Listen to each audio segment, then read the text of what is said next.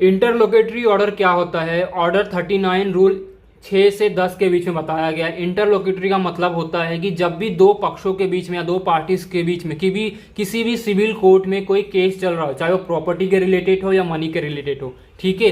अब case start होने के बाद, केस का जजमेंट आने से पहले, इन बीच में उस कोर्ट में जज दोनों पार्टीज के बीच में कोई भी ऑर्डर देते, चाहे किसी विटनेस को अगली हियरिंग पे लाना हो, चाहे कोई डॉक्यूमेंट दिखाना हो कोर्ट में, चाहे किसी प्रॉपर्टी या मनी को कोर्ट में जमा करवाने के लिए ऑर्डर दिया हो जाए, या किसी पे दोनों पार्टीज को कोई काम करने के लिए रोका जाए, स्टे दे दिया जाए, टेम्परेरी स्टे या स्टे ऑर्डर दे दिया जाए, ऐसे जो ऑर्डर होते एक जज केस के दौरान सिविल कोर्ट में केस के दौरान दोनों पक्षों के बीच में देता है, तो उसे ही हम कहते हैं इंटरलोकेटरी ऑर्डर, ठीक है।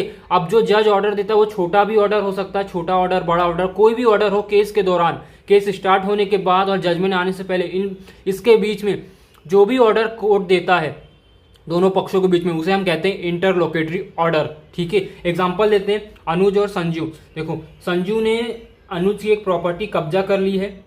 अब अनुज ने कोर्ट में केस कर दिया संजू के खिलाफ।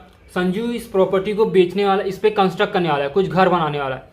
तो यहाँ अनुज कोर्ट में बताएगा, तो कोर्ट यहाँ पे संजू पे स्टे लगा देगी, तो ये भी एक ऑर्डर हो गया।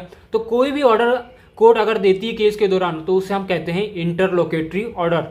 तो अगर आपको और डिटेल में जानना है कि इंटरलोकेटरी ऑर्डर क्या है, उसके 6 और 10 जो 5 रूल है वो क्या होते हैं, तो मैंने इस वीडियो के नीचे लॉन्ग वीडियो का लिंक दे दिया है, आप जाके देख सकते हैं। चलो बाय।